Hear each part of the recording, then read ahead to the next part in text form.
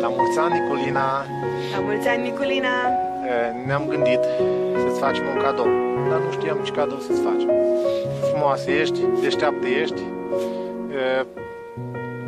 sunt multe lucruri pe care tu le faci și pe care le ai. Așa că, cred că cel mai bine e să spunem un la mulți ani din natură, de pe Ceahlău, de pe Toaca, chiar cred că de pe la jumatea lui Toaca, că nu se mai putea urca, era viscol. Uite acum și tu, ce peisaj avem aici, este ceva superb. Așa, da, și noi suntem superbi. Îți mulțumim pentru ceea ce ai făcut din noi. Datorită ție suntem ceea ce suntem noi acum.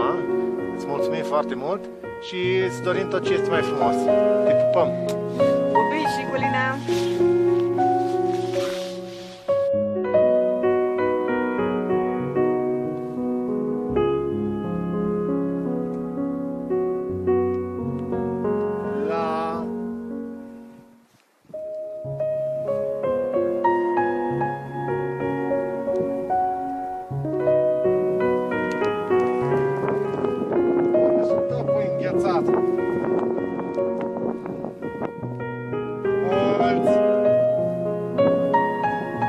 Sper să nu porc la balanș.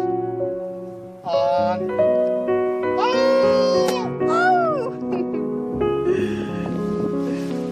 La mulți ani!